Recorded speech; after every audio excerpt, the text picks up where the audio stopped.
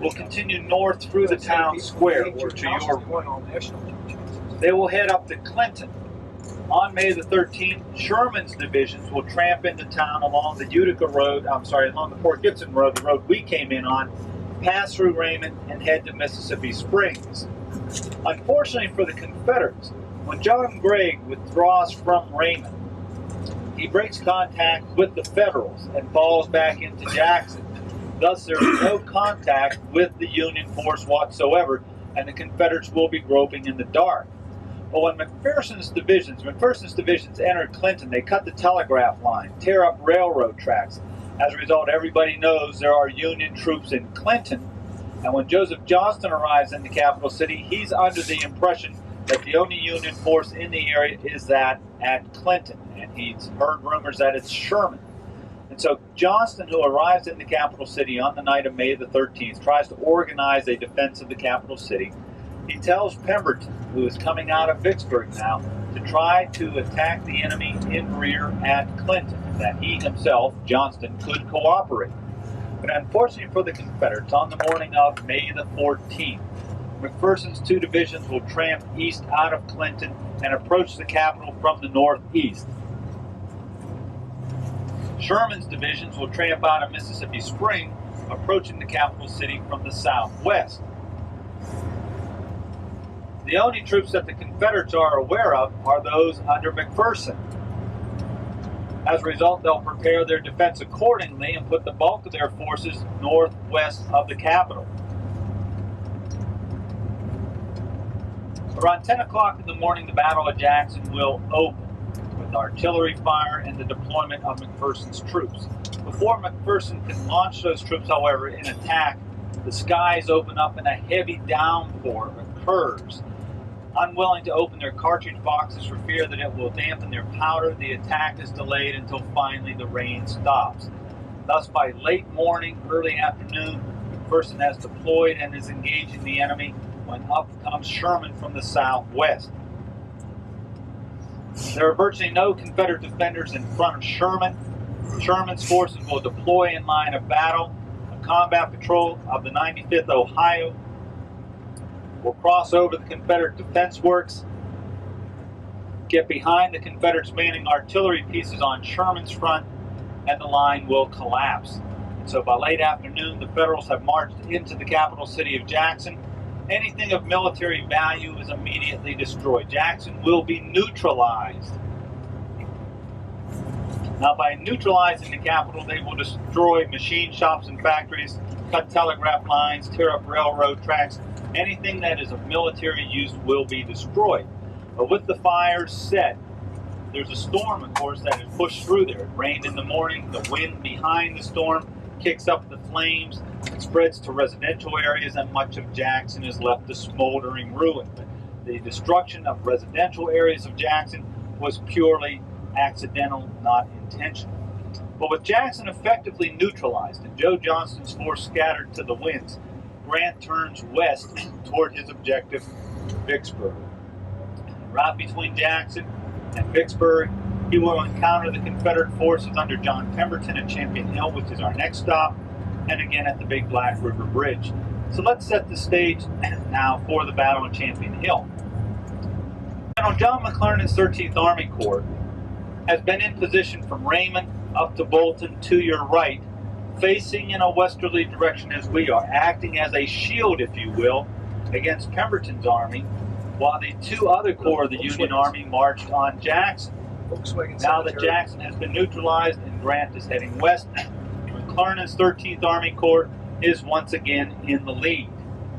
On the morning of May the 16th, day of the Battle of Champion Hill, which will be the largest, bloodiest, most significant action of the Vicksburg campaign, two divisions of the 13th Army Corps will be coming out this road just as we are doing. Actually, it's one division of the 13th Corps, A.J. Smith, and one division of Sherman's Corps, Frank Blair. Blair's division has accompanied a wagon train up from Grand Gulf, and they have arrived in Jackson. As a result, they will be placed temporarily under McClernand's command. On May 16th, the divisions of A.J. Smith and Frank Blair will be marching just as we are now driving. McClernand, with two other divisions of the 13th Corps, will be about 1.5 miles, 2 miles off to your right on what is known as the Middle Road, heading west toward Edwards. And finally, coming out of the town of Bolton, off to your right about 4 miles, is another division of the 13th Corps led by Alvin P. Hovey. The Union Army will advance on 3 parallel roads. Those 3 roads will converge on the town of Edwards. And in the lead on all 3 roads are elements of the 13th Union Army Corps. General John Pemberton, the Confederate commander, has divined Grant's intention, you recall, getting astride the railroad. Consequently, he has moved his field army, which will consist of 3 divisions, from Vicksburg to Edwards. He is in Edwards on the morning of May the 15th, when his decision is made to get astride Grant's supply line coming up from Grand Gulf. Thus, on the morning of May the 15th, he will leave his camps and head in a southeasterly direction to get astride that supply line. Unfortunately for Pemberton, it rains on the 14th day of May, the previous day. Everything is flooded. Baker's Creek is bang full, and although he's been there for a few days now, he's completely unaware that the ford and bridge over which he wants to march his army is out of commission. The bridge has been washed away, the ford is impassable due to high waters. On the morning of the 15th, as he leaves Edwards, he comes to Baker's Creek, it's flooded. He stops and sits for hours on end, hoping for the waters to subside. It's not until late in the day when somebody finally comes up with the idea, maybe we ought to send out scouts and see if there's another suitable crossing point someplace. Well, they find a crossing point on the Jackson Road off to your right, diverge the columns up in that direction, cross Baker's Creek, return to their original axis of advance, this road, and head in a southeasterly direction when finally darkness envelops the fields and they stop. That's where they are on the morning of May 16th, the day of the battle. Now we're heading in a westerly direction right now, heading toward Champion Hill. Let me see where we're at.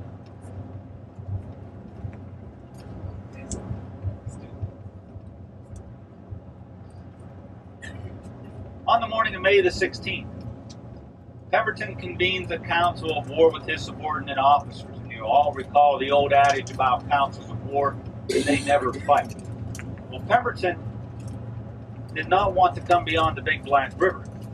He wants to fall back to the west side of the Big Black River and dig in and await Grant's attack. But his subordinates, far more aggressive, want to continue on with this movement to get astride the supply line coming up from the south and Grand Gulf. Pemberton will be in council with his subordinates when suddenly a courier arrives from Joseph E. Johnston telling him to move north of the railroad and link up with him in Clinton. Pemberton simply follows this order up, throws it on the ground, disregards it. While he's still conferring with his subordinates, suddenly the sound of firing is heard out on this road. The first shots of the battle of Champion Hill have been fired. As the Federal troops are coming down the hill, just as we are doing here in our front, they'll cross over Turkey Run, this creek we're about to cross. There's a ford at this creek at that point in time. The infantry screened by the cavalry. As the cavalry splashes down into the creek and starts coming out the other side, they are suddenly fired upon by a concealed Confederate vedette over here on the Gillespie plantation in these trees to your left. Those are the opening shots of the Battle of Champion Hill. Consequently, the cavalry will move to either flank, the lead infantry brigade will be deployed in line of battle and cautiously move forward. This cavalry vedette falls back to the main line of skirmishers, which are up here on the high ground in our front, along the property owned by Jeff Davis. This is not the Confederate president, but somebody else named Jeff Davis. This is the Jeff Davis plantation. So here's the main Confederate line of skirmishers, manned by Wirt Adams' cavalrymen and a regiment of Alabama infantry. As the lead Union brigade deploys, they try to slowly feel for the Confederate line to find out what its length is, how many men they have, what its true strength is. This firefight will last for more than an hour, during which time Wirt Adams will ride back to Pemberton's headquarters and inform Pemberton and his subordinates that the enemy is moving in strong force out from Raymond. Pemberton will have to forego his plan of operations of getting astride Grant's supply line. Battle will be offered here. While he's in conversation still with his subordinates, another courier arrives from Joseph E. Johnston, repeating his previous order: move north of the railroad, link up with him around Clinton. Now that Pemberton is in proximity of the enemy, his skirmishers are engaged with the vanguard of the enemy. Pemberton decides to comply with this request. He orders his entire line of march reversed and head back toward Edwards. Now, normally when you're on a line of march, where are your wagons? Wagons are all the way at the back, aren't they? By reversing this line of march, where are the wagons now? They're the head of the column. It's going to take a long time for these wagons to turn around on these narrow roads and clear the road sufficiently for the infantry to take up the line of march. And Pemberton will be in this movement when the enemy assaults in force, and he has no recourse but deploy his troops in line of battle, and the Battle of Champion Hill will be fought. We'll develop that thought more in just a few moments. But as Pemberton's line is trying to clear the wagons out of the way, he has to deploy one of his divisions. That division will be under the command of William W. Loring. Loring tells Pemberton, the sooner we deploy, the better, for the enemy is almost upon us. So Loring will deploy his division. Not liking the position where he is deployed, he will fall back. We're now driving down into the valley of Jackson Creek. He will cross over Jackson Creek and take up a strong defensive position on the ridges just to the west. But it, as you'll see, is an open ridge. His men are exposed to Union artillery fire, and so Loring doesn't like that position either, and will fall back even farther to the ridge on which now sits the Coker House. So here we are, just about to cross Jackson Creek.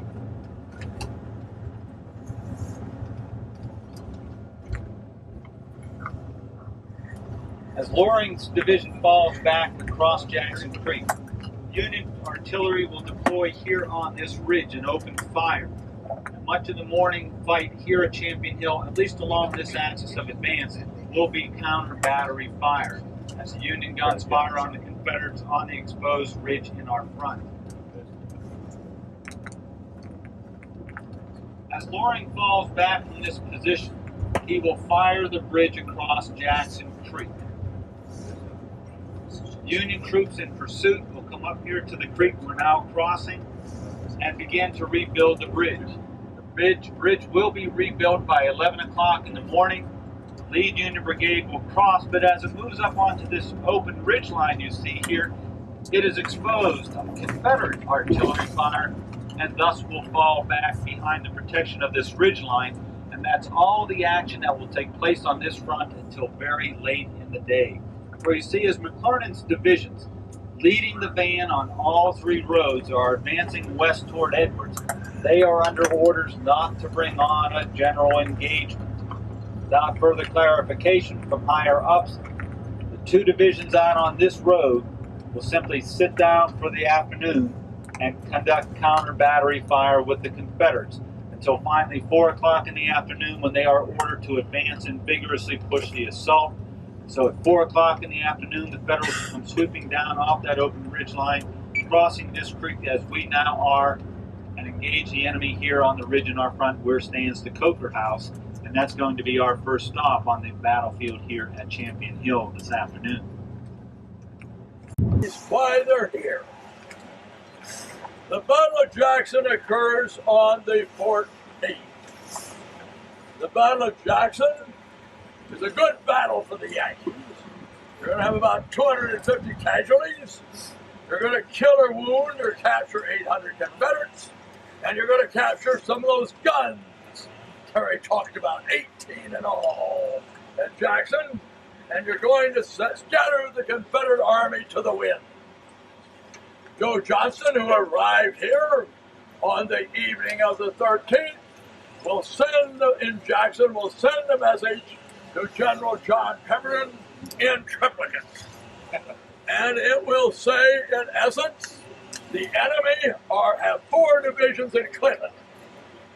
Johnston has just lost 2 of the Union divisions.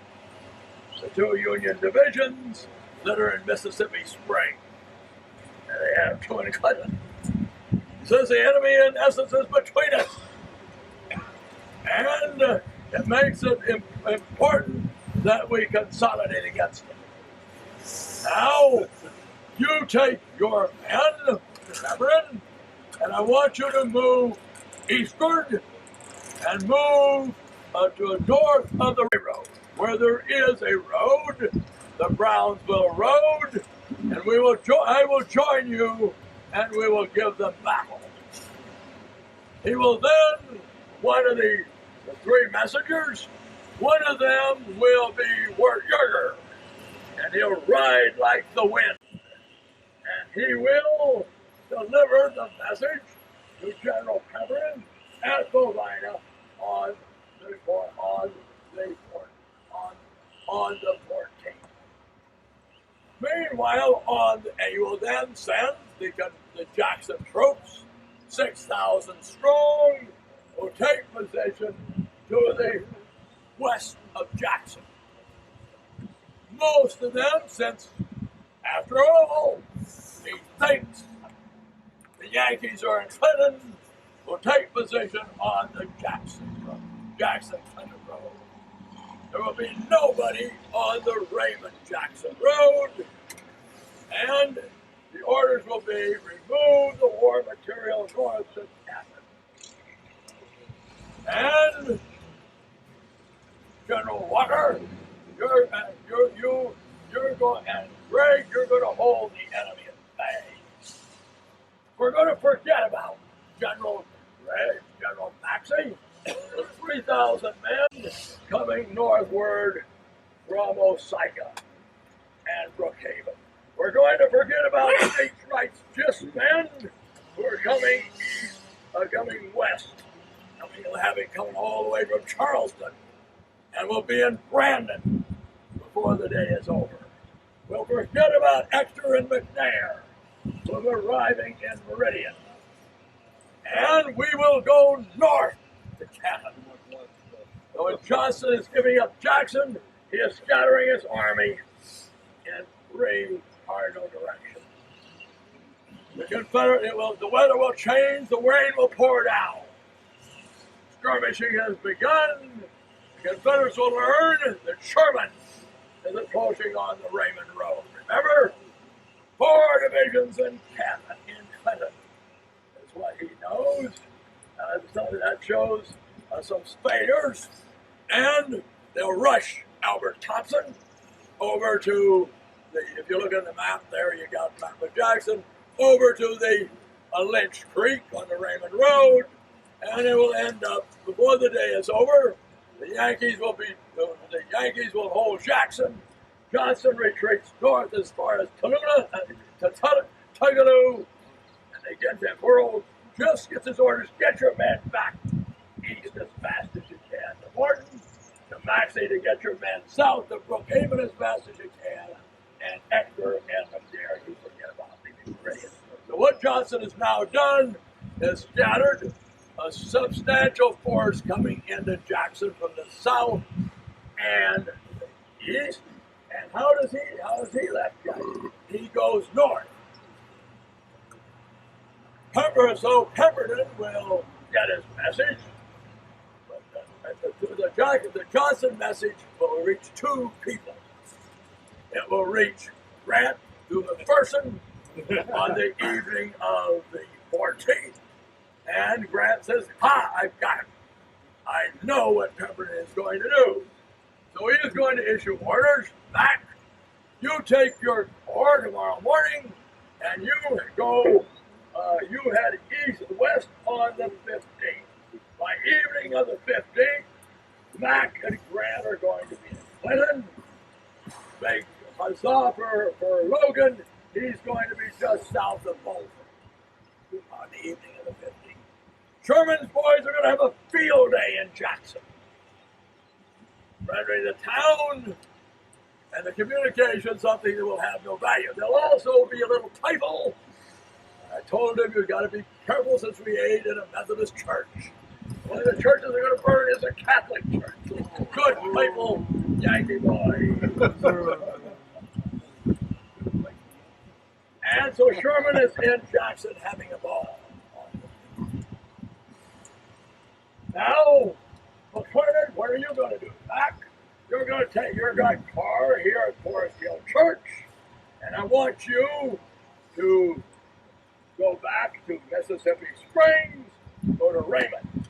There I'm going to meet you with Osterhaus, and you're going to take McClernand with car, and Osterhaus is going this way at the Y, up to the middle road, and they're going to spend the night of the 15th at Chapel Hill Church. Hubby, who was in Lennon on the morning of the 15th, visiting General Carter, he's going to be in Bolton on the night of the Blair will arrive by the Natchez Trace at Raymond. And with A.J. Smith, we'll go up this road here and camp in this area here on the night of the 15th. So where are the Yankees? On the night of the 15th, two divisions near the intersection of the Jeff Davis plantation, not the Jeff Davis, but near this intersection here. McClernand with two divisions here, two divisions of the Yankees here, one of McClernand, one of Mack and Grant with Crocker's division here, and Sherman having a ball in Jackson. Now Pemberton gets from Mort Yeager the same message. I don't know what happens to the third message. No, Grant gets one, Yeager gets the one to Pemberton. Pemberton is going to be here at Bovina. The Confederate Army, as we said, Margaret Boyell is camped in and around Edwards. So Pemberton sends a telegram to Loring and Stevenson, have the troops ready to move when he arrives. By the time he rides from Bovina to Edwards, he's had second thoughts. He can remember what Margaret quoted from Davis. Now, Davis is the commander-in-chief. Pemberton knows that Johnston may be his immediate superior, but he has better relationship with the president than Johnston, who has certain troubles of realizing who is commander-in-chief. So when he gets there, remembering this, the whole Port Hudson and Vicksburg is necessarily connected to a connection with the Trans-Mississippi, he says, I can't do it. His plan would have been, we'll hold the line of the Big Black. We've got this fortified bridgehead. We're going to visit our last stop today, and we'll let those SOBs attack us in a position of our choosing. And then we will counterattack them, and we've got them. But he's forgot I've left about 8,000 men in this area. So Pemberton could have, he had those 8,000 or 9,000 men, his number would be equal to Grant. But he has left two divisions in and around Vicksburg. So he says, I can't do what Johnston says. It would be suicidal to do it and cost us Vicksburg. Stevenson and Loring, I can see him smirking. He says, you damn. They're thinking, damn Yankee. Why, this army wants to fight. And we have a better idea. We won't have to do what Johnston does. We will not do what you want to do, but we will march south and east from Edwards by way of the Raymond Road. And at Mrs. Ellison's, there's a military road going southward, and we'll go down to Dillon's, where we were. Another important reason for having Dillon's, because we're going to be astride the Natchez Trace. And we know something that too many historians forget, that almost at daily intervals, large numbers of Union troops are moving east from Grand Gulf. Already, General Ransom's brigade is in the area. Already Blair has traveled that route. Ransom has traveled that route. And we're approaching this area on this very day is Hugh Ewing's brigade was going to capture a whole bunch of Loring's men on the night of the 16th. So they know what is happening. They want to go down here, set up a roadblock, intercept that line, and let Grant attack us. Well, this was all right. We march at daybreak. Now remember, the Union troops marched on the 15th. They marched relatively short lines of march.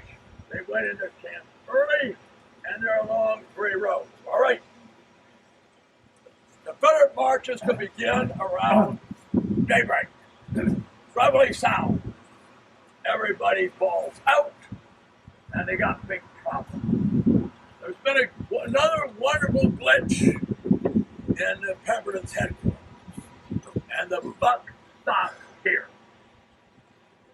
Someone has forgot to communicate to Vicksburg that we want a number of cars of rations and ammunition hauled out to Edwards and issued to our men.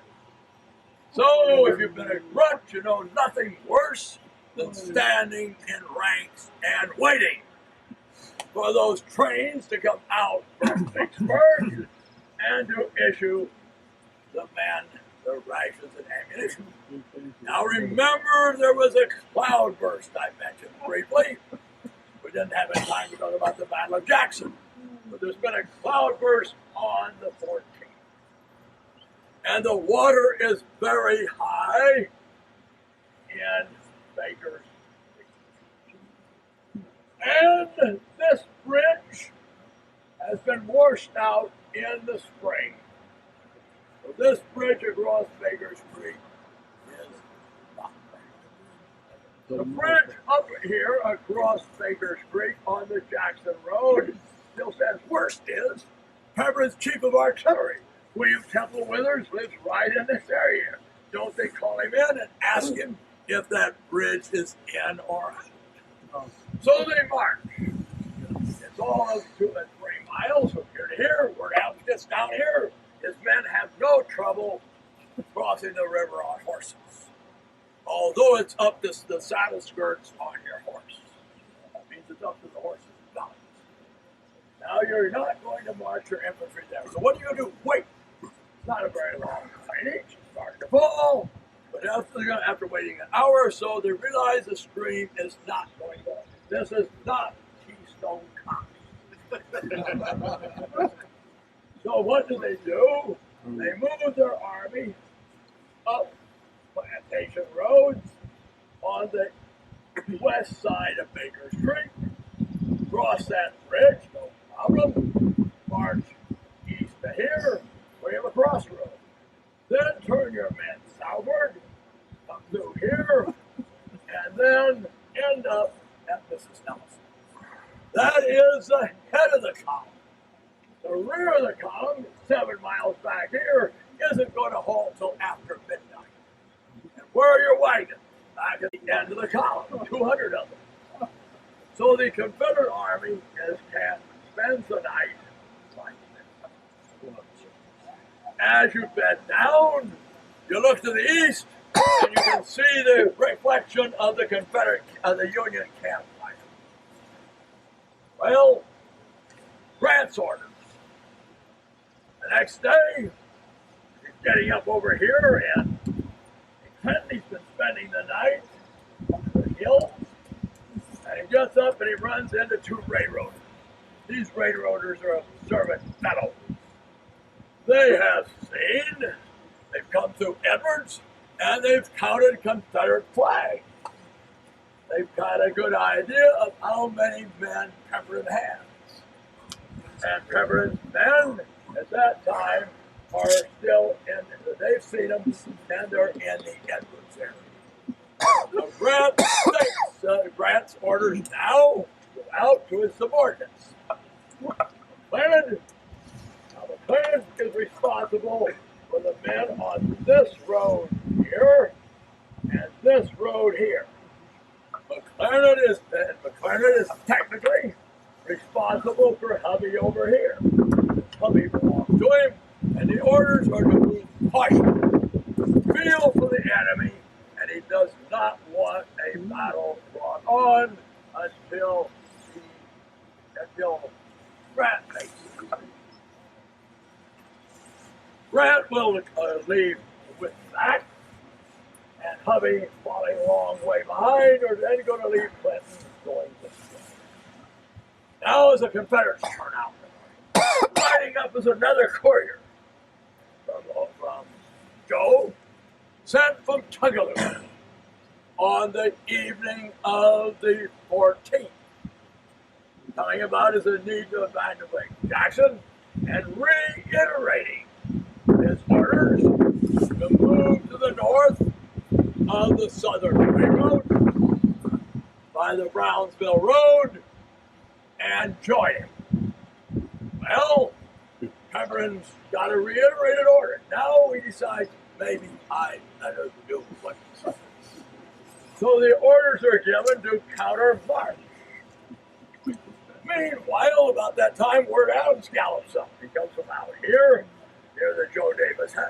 Davis house, and he says, "We got Yankees in front of us." As he says that, you hear a boom of artillery. What it's doing is Smith, followed by Blair, are moving along this road. They clash with Adams's cavalry and two infantry regiments under Colonel Goodwin, who are supporting them. So they know there's contact on this road. Pemberton now, the army is countermarching. Now the ones you want to be are in Alexander Reynolds' brigade. You like to be in with them? Yeah. They've got the wagons. So they got to waste the time turning the wagons. You're going to find there's a considerable less timber, a lot more open ground then. And now you still got to turn 200 wagons. And 200 wagons turn up. You see these bus drivers sometimes have to wrestle with the buses a little bit. Think of turning 200 wagons and heading this way. All the way back to Edwards, then out the Brownstown Road. Covered by Reynolds' brigade. That means you're going to be very fortunate. You're going to be in Reynolds' brigade, which means you're not going to have to do any hard fighting. Now, there's going to be a retrograde. The snake is going to move this way. All right, now the first thing they're going to do, they're going to pull back from Ellison. They're going to cross right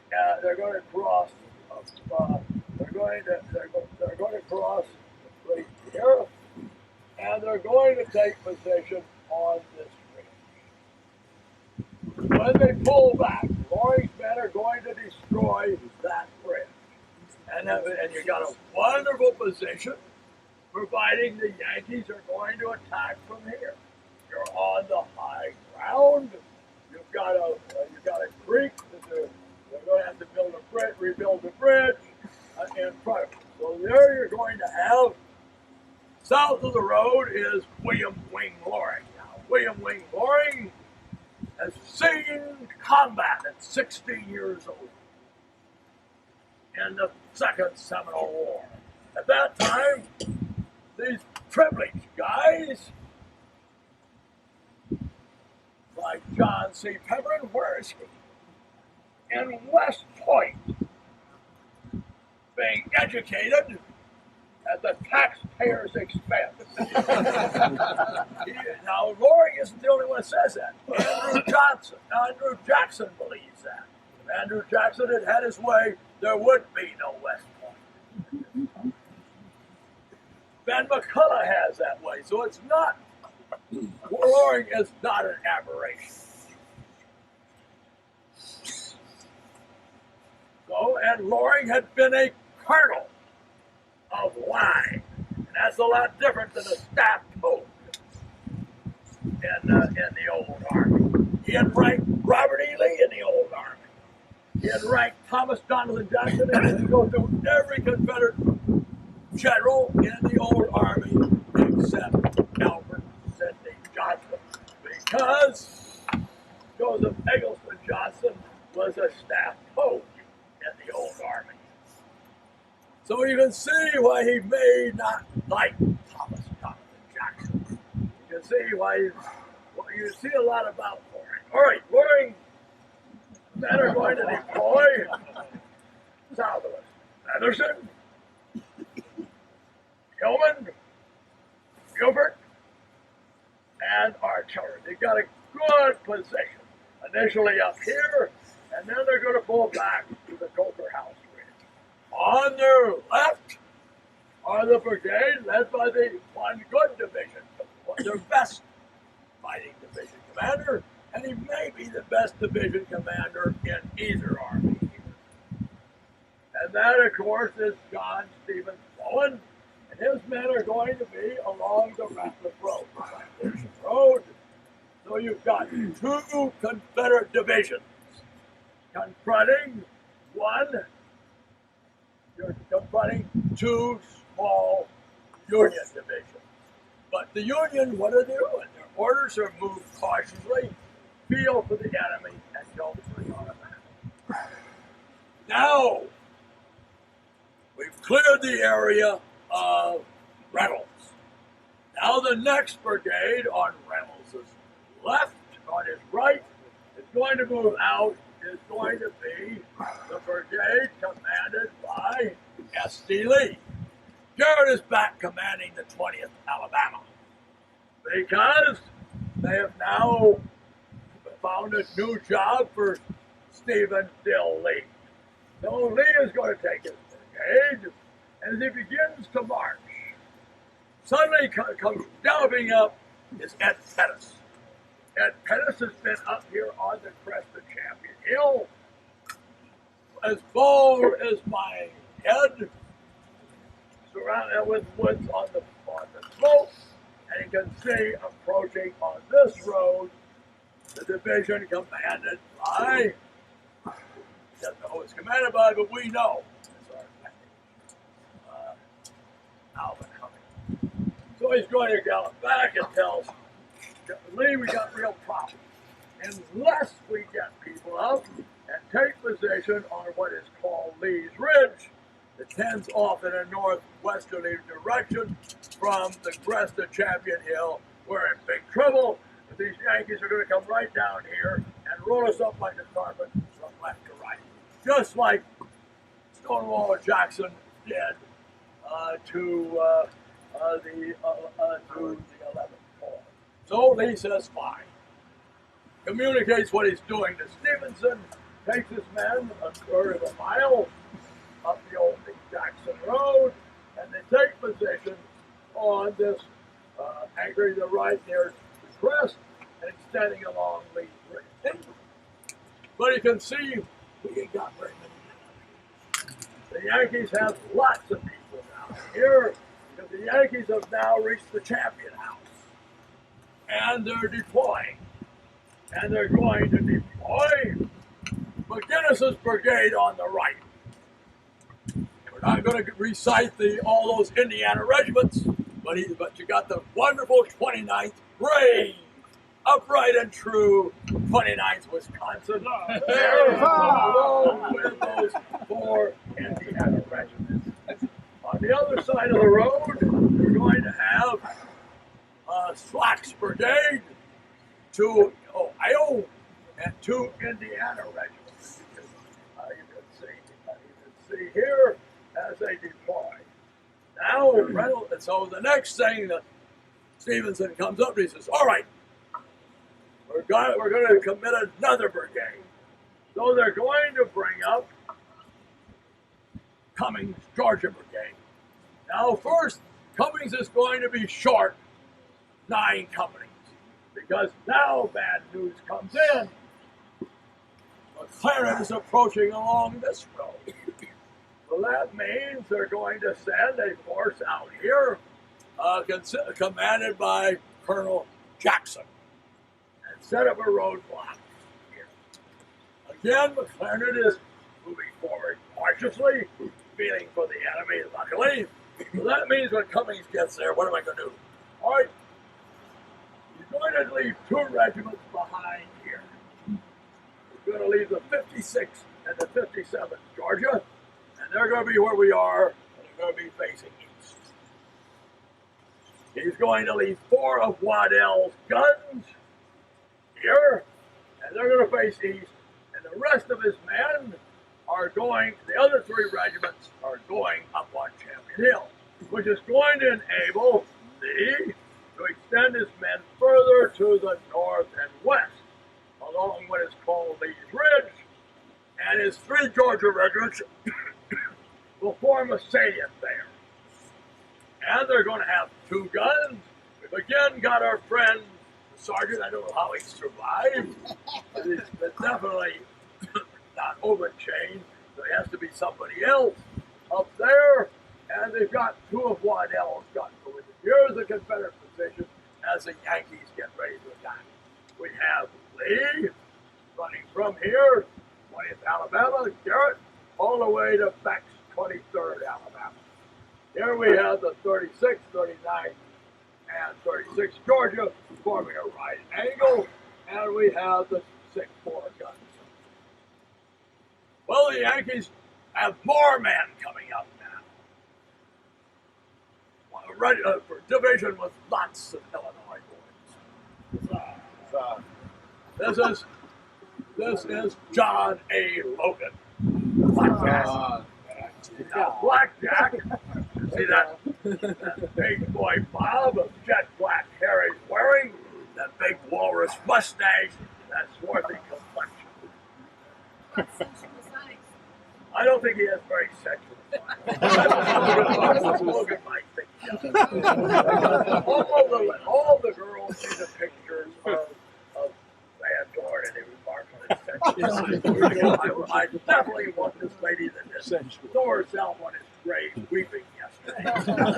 In his eye. All right, on from the rejection.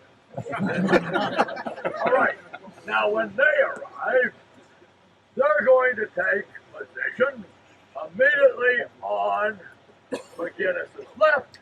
They're going to have 2 brigades. John Smith's brigade and Dennis's brigade. And they're going to extend the Union front out in this way. Dennis, however, is departed. And his brigade is now commanded by Mortimer Liggett, an Ohio boy. You Illinois boys don't like that. If you got Liggett commanding your brigade instead of one of your Illinois. And they're going to form Stevenson. Now this is going to be the brigade that is going to give them more pain and suffering to the Confederates than any other. This is Stevenson's brigade, and it's going to form at right angles to Liggett. Now, saying all those Yankees, and they're beginning to get moved. Grant is there. McPherson is there. Now, Grant apparently is forgotten right now because it's going to be about an hour later before he's going to send a message for McClernand to bring on an engagement. And they're going to have the same problem as you had at Fort Gibson. That means the courier carrying the message is going to a rectangle and comes back. So it's going to be 2.5 hours. It's going to be 2:30 before McClernand gets the meeting. So up at that time, McClernand is just going to move cautiously and feel for the enemy. Now we're going to suspend right now, talking about what's going on up here, because we're going to be up there on site. Now we're going to interrupt briefly to set up what's going to happen down here. Now that means that Stevenson, when you send Martin up here to get his position, and you do not want to be in Martin's brigade. You would prefer that Grandpa and Great Uncle not be in Martin's brigade because they aren't going to fight very well and be overwhelmed by smaller numbers of Yankees. So Martin's brigade is going to be shifted over. Now, you have a big gap in it. From here, Bowen is here, Goring is here, and Pepper decides I better get some men on my right, on my left. So they're going to send a courier down. here. The courier's going to Bowen. Bowen now, the Yankees are beginning to finally cross Jackson. We built the bridge under heavy artillery fire from Gibo's battery and a couple others. Comes down, he tells Bowen and Loring, you're to move to your left. Bowen says, I've got lots of Yankees out. He goes to Loring, and Loring says, don't you see all those Yankees out in front of me? The fourth staff officer has to go back to Confederate's headquarters at the Roberts house, and they're going to by this time Bowen is going to start thinking. Now, join the Confederate morale, Tillman and Loring. Fortunately, it shows up in Brennan's diary because Tillman won't be able to testify because he's going to be dead before the day.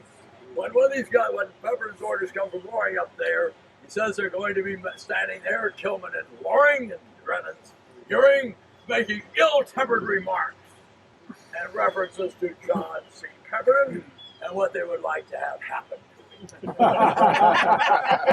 That does not show good morale and good organization. It does not show brotherhood. Maybe we Father Miller and then get a little more charity to people, other people. Well, but now Bowen begins to have second thought. And he is going to move from his right to his left.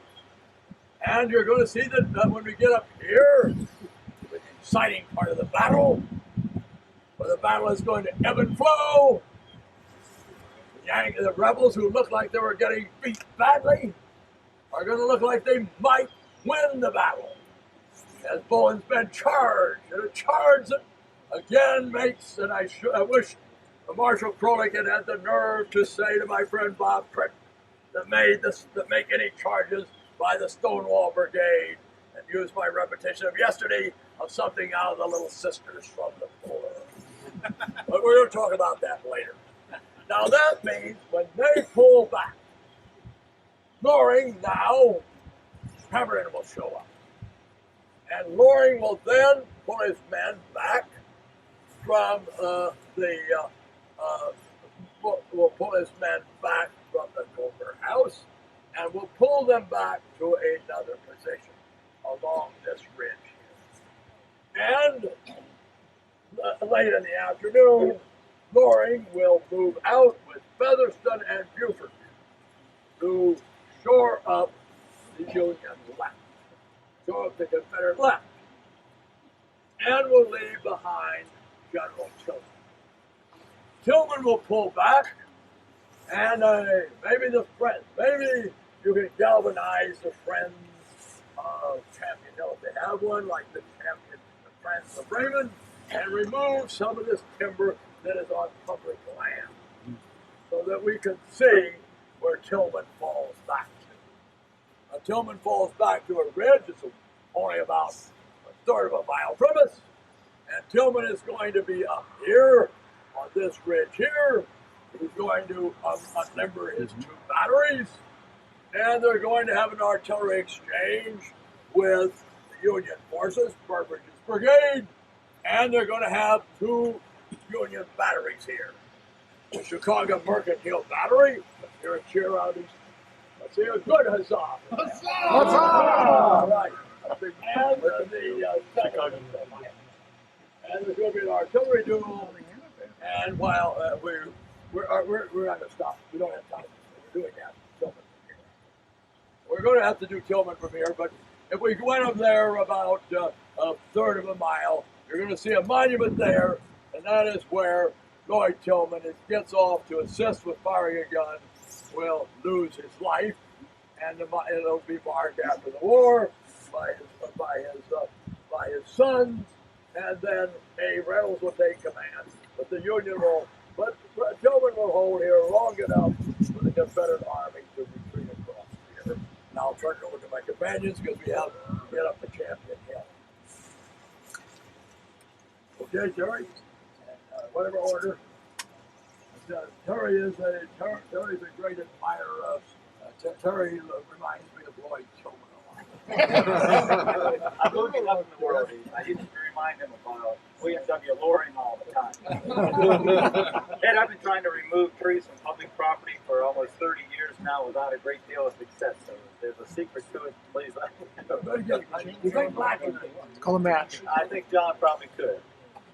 Well, I'm going to tell you briefly about the Coker House behind you. It is one of only two historic structures still remaining on the battlefield here at Champion Hill. The other one being the Yiser House, which is about a mile off to your left, plantation home of Hiawatha that has recently been purchased by Judge Bobby DeLauder, whom we met at lunchtime, and he's going to move that structure from the battlefield here at Champion Hill into the town of Raymond.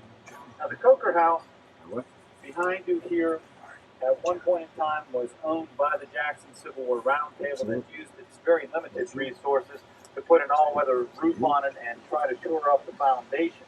That was about 20 years ago. Since then, no additional work has been done to the Coker House, and it has slowly rotted until now it's almost fallen down. The state of Mississippi several years ago, acting through the legislature, appropriated money that they secured a matching grant from the federal government for restoration of the Schaefer House in Fort Gibson and the Coker House here at Champion Hill Battlefield. Although that money has been in the bank for several years, collecting interest now, no work has been done on the Coker House. And about 2 weeks ago, maybe 3 weeks ago now, we had a storm race through this area, winds of over 100 miles an hour across in some places, and the back half of the Coker House collapsed. So all that remains now is the front half of the building, which I think can indeed be salvaged if work is done before long. When you contact folks at the Department of Archives and History, at least every time I've contacted them for the past 6 years, this spring. So here it is still this spring, and they assure me that work will be done here before long, so we certainly hope that it will. As Ed mentioned, just down the road here, about a third of a mile, is the marker on the spot where Confederate Brigadier General Lloyd Tillman was mortally wounded. It is one of only two monuments on the battlefield here at Champion Hill. The other one is simply a marker up the historic Crossroads, which will be our next stop, designating Champion Hill Battlefield as a National Historic Landmark. Late in the afternoon of May the 16th, 1863, as Tillman's men fall back from the Coker House Ridge over to what's known as Cotton Ridge, the guns of the 1st Mississippi Light Artillery drop trail. There are 6 guns there under the command of Captain Cowan.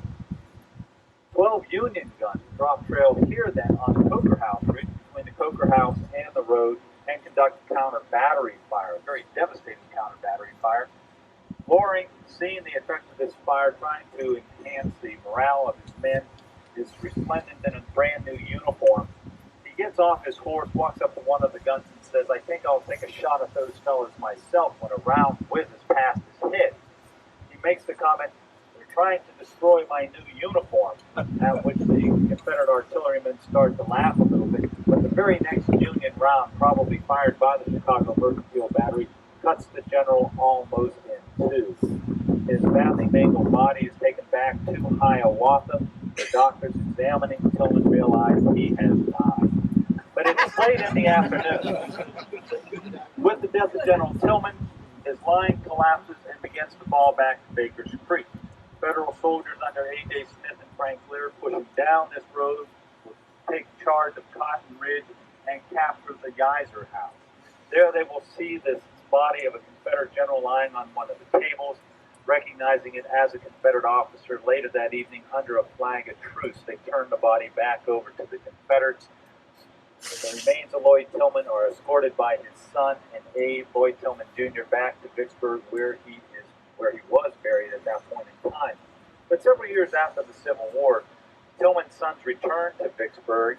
They reclaimed the body of their father and took him to New York, where he is buried today in the Bronx.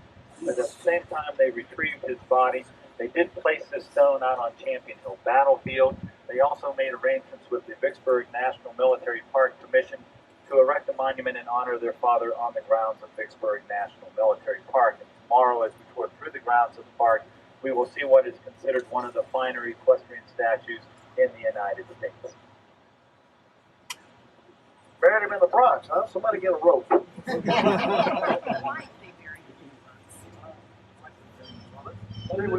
His sons live in New York City. They're making lots of money on the New York Stock Exchange. big bucks. Always follow the money.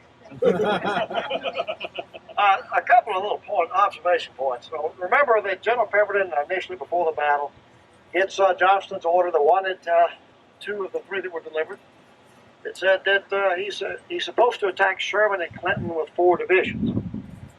Pemberton writes back to Johnston on the 14th of May, 1863, from Bovana, named by 2 gentlemen, Cowan and Bullen. He says, we all know that story. Cowan and Bullen, your last name, so that's great. You named the place Bovana, Latin for cow.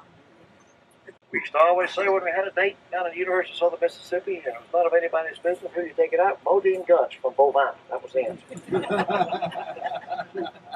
Modine had many of them. I have the honor to acknowledge receipt of your communication. Pemberton writes, I move at once with my whole available force, about 16,000 from Edwards Depot. That's curious. He has 23,000. He's underreported his strength. And I've often wondered about that. Did he not know what he had? Wait a minute. He was told there were 4 divisions at Clinton. And not but really 2, and there's a 3rd on the way, but that's okay. He's been told there are 4. That's, making 5,000 man division, that puts around 20,000 men. But he reports his at 16. Maybe the order will be called off. He doesn't want to do this. Maybe that's his motivation. Who knows?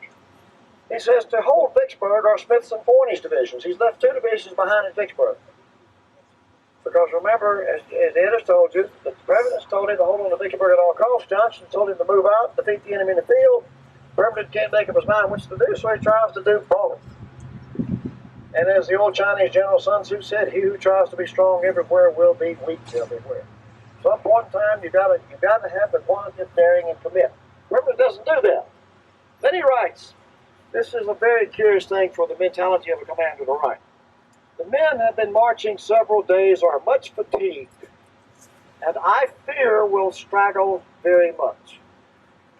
This is a commander talking about his soldiers. In contrast, what did Grant write back to not only to Halleck but to his wife a few days earlier? I feel proud of the army at my command. They have marched day and night without tents, with their regular rations, without a murmur of complaints, and with less straggling than I've ever before witnessed. They've been straggling all over Louisiana. But he's proud of his army leadership as top down. If his soldiers know you're proud of them, they know it. Pemberton is not proud of his men. He said it in his writing. He's also used the term, I fear will straggle. Commanders don't use that kind of word. That's what you strike in the hearts of the other guy. Okay? Now, Pemberton will hold this council of war, as Ed mentioned, on the 14th of May, from roughly noon till around 5 in the afternoon, and they will vote on what they're going to do. Did you hear that? They vote. This army's not a democracy. You don't vote, but they voted. And the decision is made to go down and hit Dillon's plantation. Now, Pemberton writes to Johnston, I shall move as early tomorrow morning as practicable. As practicable? I can just see it now. I tell my son, mow the yard if practicable. Find out what happens. Okay? If practical. With a column, I shall move as early as tomorrow morning as practical with a column of 17,000 men to Dillon's. Wait a minute. That's a problem about lying. You forget your first lie. He said 16,000 just a few minutes ago, a few hours ago. Now it's 17,000. We're growing. He says, I do not consider my force sufficient to justify an attack on the enemy. There's no daring here. So we're seeing a difference in the mindset of the 2 commanders. Let's go a little further on. Ed mentioned Lieutenant William Drennan. He writes this marvelous letter to his wife, which he never gets delivered because he gets sieged up in Vicksburg, and the letter becomes a diary. It's in the Mississippi Department of Archives and History. Ed's got excerpts of it in his wonderful 3 volumes. I wanted the whole thing. I went over there and I spent days transcribing it, only to find out that somebody had already done it. It was typed in a transcription. That curly Q stuff is hard to read, too. That's what happens when we send an Army guy to do the Marine stuff. Is that a sufficient kiss? The next time you put your hand. That's what that smooch was for that $1,000 last night, isn't it? He says, General. Hey, can I smooch you too for $1,000?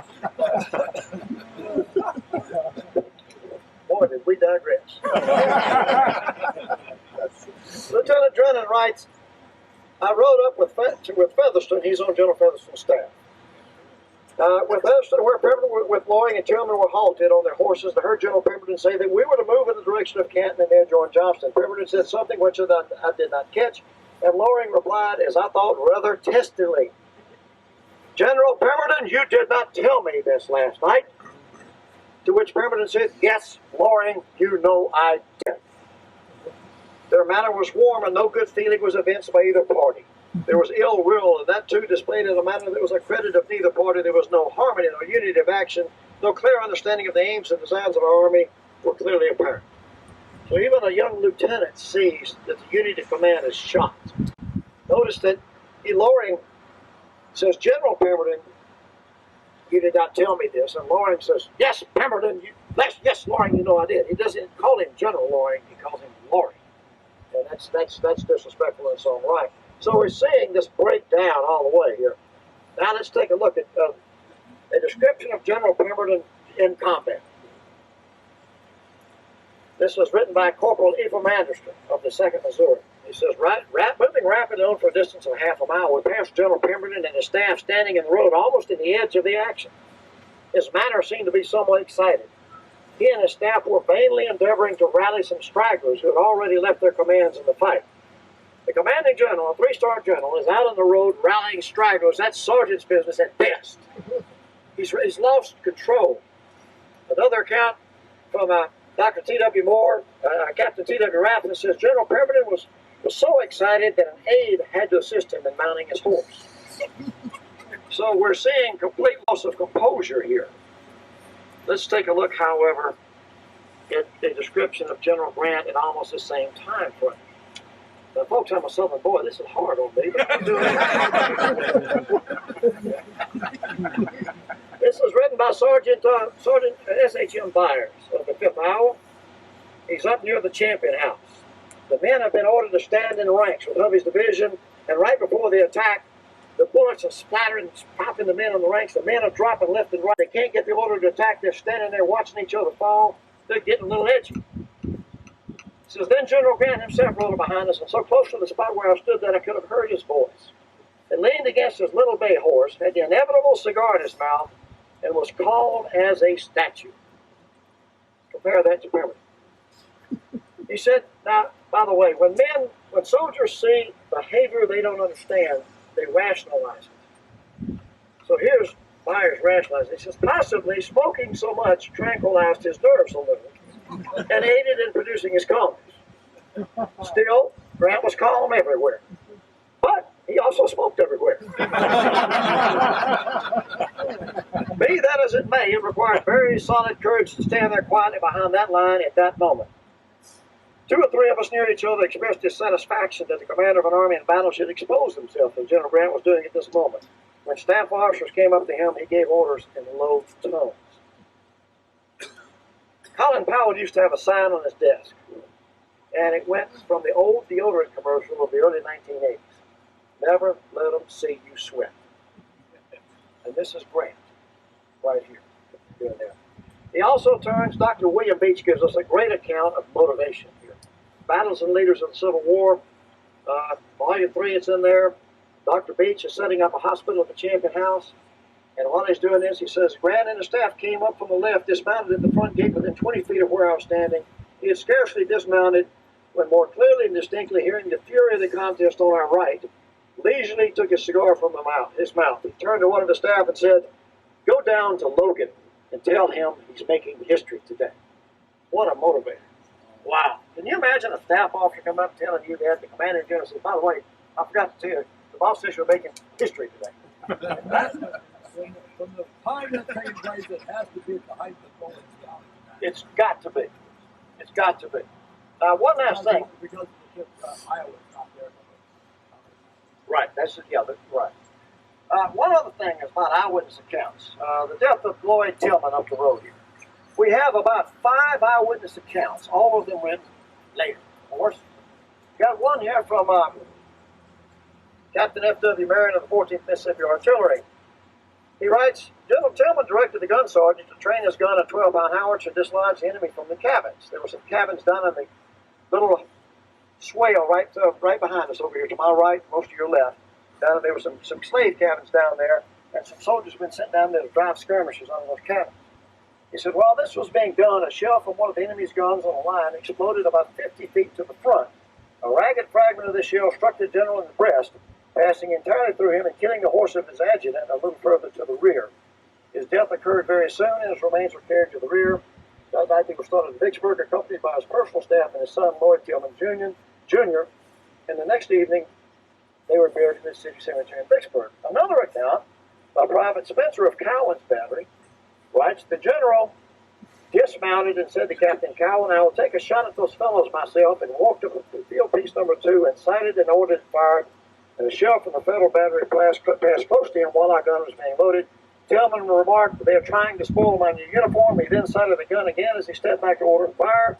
A parent shell struck him in the side, cutting him nearly in twain. Just before he dismounted, he ordered his son, a boy about 17 years, to go with the squad and drive some sharpshooters from a gin house on the left who were annoying our cannoneers. But the son had been gone 10 or 15 minutes before his father was killed. There are 2 other accounts. One of them says he was on his horse, and his son was next to him. The shell hits him, and he says, as he's falling off his horse, son, tell your mother, God bless her, and falls off the horse.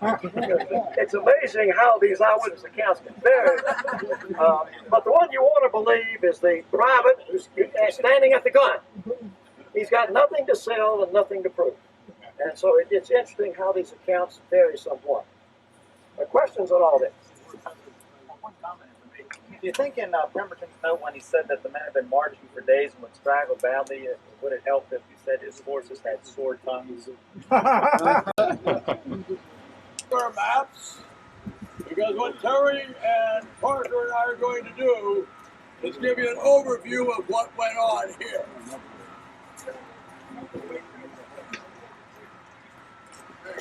So the marshals, I wish the marshals would have a little more authority and get those people down here. Terry is holding the map at right angles to what the lay of the land. We are here. We left the Coker House here, and Champion Hill is here. It's about 1/3 of a mile up there. And 1/3 of a mile up there. So to get here, we left the Croker House, drove northwest, and came up the Plantation Road, and we are now at this point. So now we'll use the troop movement maps. All right, now the Confederates, as we said before, General Lee will move his brigade up here at the crest of Champion Hill, and then move his men out on Lee's Ridge to counter the approach of the Union forces. Now, soon joining Lee up there is going to be 3 of Cummings's regiments. They're going to form a right angle here, as we can see, and going out here along the Lee Ridge are the Alabama Brigade, 3 regiments of Georgians forming a right angle, and you have a gap in the Confederate line here of about 300 yards between the left of the 57th Virginia and the 56th Virginia.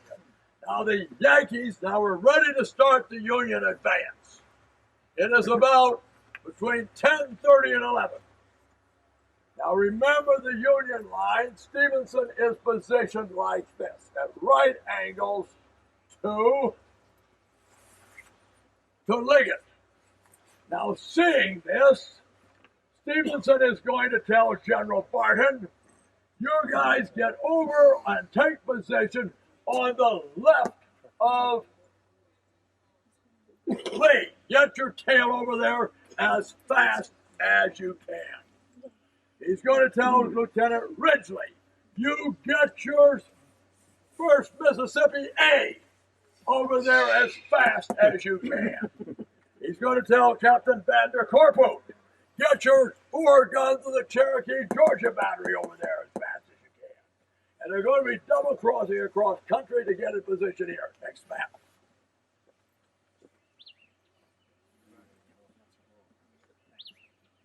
Now, now the Confederates should do magnificently. Except for being hurried into position, you have 5 Georgia regiments, 4 Georgia regiments, and the 42nd back here. They have 10 cannon. The Union have no cannon there. Sweeping into position here around the Union, the Confederate flank, are the 32nd Ohio. Captain Theobald Yost commanding a company there. The 7th Missouri. And you better give some good yells now for the 8th and 81st Illinois. Huzzah! And they're going to hit Barton. And they're going to kill Captain Anderson is going down. Major Anderson. The 4 guns of the Cherokee Georgia battery are going to be lost. 6 guns of A, 1st Mississippi, too bad. They're going to capture better than 10. They're going to capture 10 Union guns there. 10 Confederate guns. And they're going to put a grip of steel on the Jackson Road. The Confederates are not doing well now. Now advancing, Lee is doing pretty good. Lee is holding his own, his Alabamians against Smith and Liggett. But over here, we have McGinnis coming up here with his troops. Now we have a couple vehicles here, Ed. Folks, if you'll move up just a little bit so we can let the cars by, please. Oh, guiding on the Jackson Road is McGinnis's brigade. 29th Wisconsin.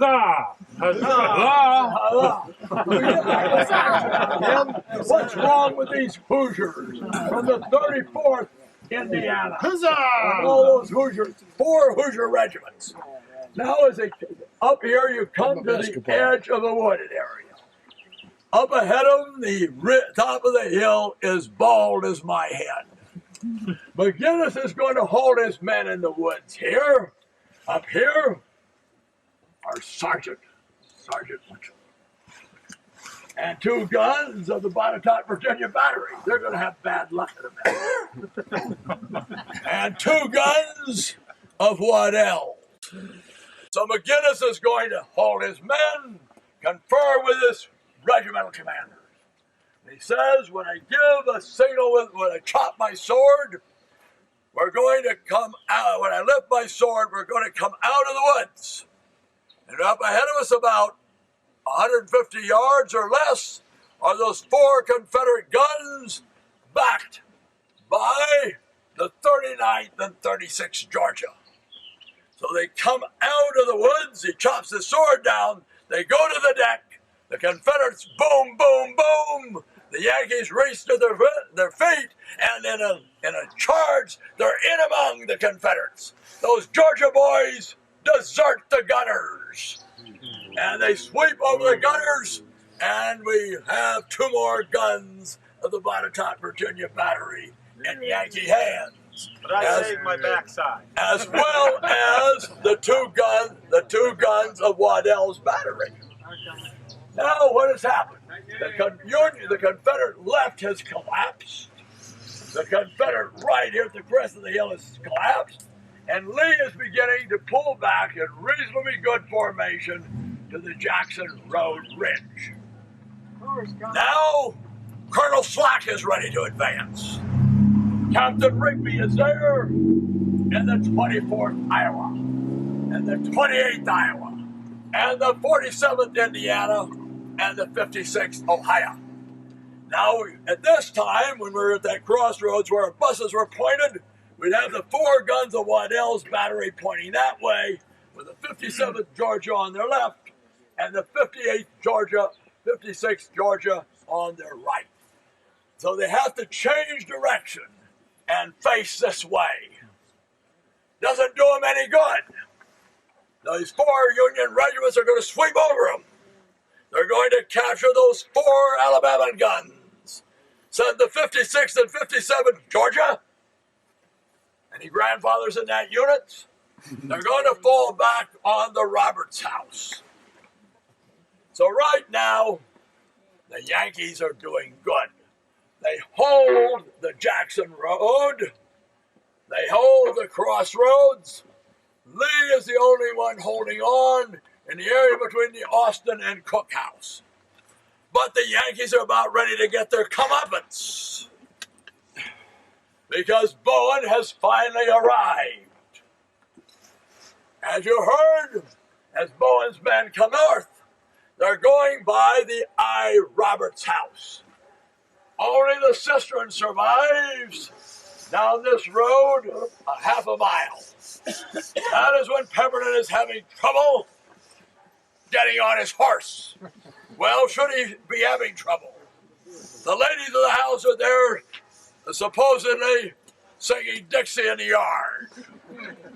Cockrell is supposedly, and I don't know how he does it, a magnolia in one hand, a sword in the other. And Cockrell is going to deploy his men in echelon from right to left. Greene is going to put his men in on Cockrell's right, and they're going to storm forward. Some of the 56th and 57th Georgia are going to rally behind them. And now they're coming. And you better hear some good rebel yells now. Yeah! And they're going to smite. I wonder how fast Rigby travels. Okay, he's lucky. So Captain Rigby is going to be lucky. He's not going to have to run very fast because the tide is going to change. The rebels capture those 4 guns at the Crossroads. And Slack's men are retreating just as rapidly that way as the Confederates had retreated this way. Meanwhile, the Yankees have sent 2 guns of the 16th Ohio Battery under Captain Mitchell up here. Earlier is when Grant had told Logan, when Stevenson got over here, go tell Logan he's making history. Now, the history is getting rewritten momentarily. Revisit. All right, the Confederates storm forward. Soon, Captain Mitchell is dead. His guns are in rebel hands. So you got 6 guns up here that have changed hands. Now the Confederates storm forward. They now have recaptured the crest of Champion Hill. They've recovered the 4 guns here. They recovered your guns. They recovered the guns of Waddell. And they've got the 2 guns of Mitchell up there. And they're pressing forward. And now Grant is probably saying other things because their wagoners and their ordnance wagons are being hitched up and heading this way. It looks like the battle has turned. It is changing temporarily. Unfortunately, several events happen. One, Hovey will mass 16 guns here. Most important, Union reinforcements. No Confederate reinforcements. As Marcellus Crocker arrives, he's going to arrive with 2 brigades immediately. Sanborn, you go to the right. George Bourbon Boomer, you reform in this area here. Boomer's men face a terrifying experience. Panic-stricken Yankees. Think of this Yankee running towards you. Think of that one behind him. Fear in their eyes. And behind them, it's sensuous eyes. Behind them, Arkansas and Missouri troops. Boomer is worried about his file closers. He better have some tough ones there with these panic-stricken men breaking through their line. Bowen has a problem now. Seems to be that General Stevenson, I remember he's from Fredericksburg, West Pointer. He has interfered and sent Bowen's ordnance trains off the field of battle. So Bowen is trying to order his men to rifle the cartridge boxes of friend and foe. They then hit the Federals. They seem to give it first. Boomer's men, they then steady. And then the tide changes and the Union attack. Hovey's guns pounding the Confederate left. Boomer's men slowly forming their way, and we know Boomer has to tell the truth. He ain't thinking a long time afterwards, because he's going to write his sister on the 19th to recollect everything that's happened, and he's going to die on the 22nd day of May. So tell him tomorrow. And step by step, they force the Confederates back. The crest of Champion Hill again in Union hands. Now McClernand has got his orders. The long friction of command. And he has ordered his men to advance. And at this time, the men, Parr and Osterhaus, advance along this road, and they're hitting the Confederates in the flank. Yankees to the front, Confederates to the flank, as they slowly fall back. Loring on the scene. Okay. Loring arrives. He immediately orders a counterattack. Orders Scott with his Louisiana boys. But Pemberton's there, and Pemberton says, it's too late, too late. Too many damn Yankees. And he's going to order the Confederates to fall back, and Featherston will cover the retreat. Now, they're fortunate, because we can see the Yankees here have pushed forward, occupied the Cotton Ridge, but there is another road. And here the Confederates retreat to the Raymond Road. The creek is now fallen. They've also cut down the banks. Stevenson's shattered division, followed by Bowen's grim fighters, cross Baker's. Loring starts to follow. Scott's Louisianans going across. Meanwhile, Osterhaus has raced forward. Carr has raced forward. He has crossed Baker's Creek here. Moves southward on that plantation road.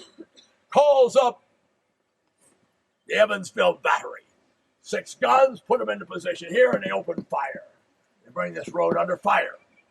Now Loring has got his chance to get away from that SOB. You heard what they were discussing that morning. He decides he's going to recall Colonel Scott. And instead, he's going to retreat south and west. When he gets down here in the bottoms of Baker's Creek, they're going to lose 14 more cannon. They're going to bog down in the mud. He's going to retreat southward. As he reaches Whitaker's Ford, south of Edwards, about midnight, you can see Edwards, flames in Edwards. And he's going to decide, I am not going back into Vicksburg. I'm divorcing General Pemberton from me, and he's going to head for Crystal Springs, losing 156 prisoners to Ewing's brigade as they go, and the Confederates are going to fall back. So the Battle of Champion Hill is over. The Confederates have lost another, as Terry says, they're not doing well on losing artillery. 18 at Jackson, 29 guns at Champion Hill. The loss of Loring's 3 brigades. Pemberton doesn't know it. heavy casualties in other units. And the Battle of Champion Hill is past. Turn it over to my two colleagues, and then we'll go on our hike. And again, I've got to warn you, there's probably going to be some mud in the hike. So we want to go through the whole thing because it's not going to be very conducive to carry these maps. So I would hope that a few of you will carry Dr. Miller's atlas with you. I don't like the maps with me. I'm so used to carrying those things around. Ed had asked me how fast Captain Rigby and his comrades here in Slack's brigade ran. Well, to quote Abraham Lincoln, that reminds me of a story. You may recall the Second Battle of Fredericksburg, in which Sedgwick's men overrun the stone wall there at the base of Marie's Heights, and the Confederates in wild flight are racing to the rear. One of the Confederate officers turned to this fellow who was running and says, "Tell me, my man, why are you running so fast?" And without missing a lick or slowing down his stride, he simply replied, "Because I can't fly." That's about how fast these guys are running here as well. It's important to point out and keep in mind what so much influences the action here at Champion Hill is the situation right at this point. The bridge, or I should say the crossing of Baker's Creek on the lower Raymond Edwards Road, the bridge that we had crossed on our way out here. You recall that on the 14th day of May 1863, there's a torrential downpour. Baker's Creek is a raging torrent. The bridge at this point has already been washed away, but on the day of the battle, May the 16th, this ford is impassable. It is impassable. Although Pemberton had waited for several hours for those waters to recede on the 15th, they did not, you recall. But he does find the bridge here on the Jackson Road still intact, and he crosses to the east side of Baker's Creek via that bridge. But early in the action at Champion Hill, in the initial Union advance, as the Federals gained control of Champion Hill, John Stevenson's Union brigade, sweeping around the Confederate flank, captures the Jackson Road and seizes control of this bridge on the Jackson Road. Pemberton's only avenue of escape from this battlefield is now in Federal hands. Confederate General John Pemberton has no recourse but to desperately fight to save his army, and that's when this counterattack under John Bowen will be launched. With Bowen's division leading the counterattack straight up the Jackson Road, the troops of Lee and Barton will join in this fashion. As a result, John Stevenson's Union brigade, way out here on the west side of the battlefield, will relinquish control of that bridge and the Jackson Road and fall back. Pemberton's avenue of escape is open, but he will not get an opportunity to utilize that. For as Bowen's troops are ground to a halt, the Union troops counterattack, and shortly thereafter, with Federals coming down the Jackson Road, along the Middle Road, and now also advancing along the lower Raymond Edwards Road, this portion of the battlefield will once again fall into Union hands. Thankfully for the Confederates, throughout the course of the day of battle, the Confederates, working under the supervision of the Chief Engineer of the Army of the Army of Vicksburg, who also does double duty as the Chief Engineer for the Department of Mississippi and East Louisiana, Major Sam Lockett. Lockett is busy with his engineers and fatigue parties rebuilding the bridge across Baker's Creek at this point. They will also, as Ed mentioned, break down the banks of the stream, opening up that ford. And throughout the day as the water recedes, not only will the bridge be completed, but the ford will be passable. And by late afternoon, those will be the only avenues of escape to John Pemberton. Thus, his army will have to fall back in that direction. That makes it all the more important for Tillman to hold his ground here near the Coker House as long as possible. Just a quick point. Recall that when General Bowen's counterattack went over the top of Champion Hill, recaptured the guns.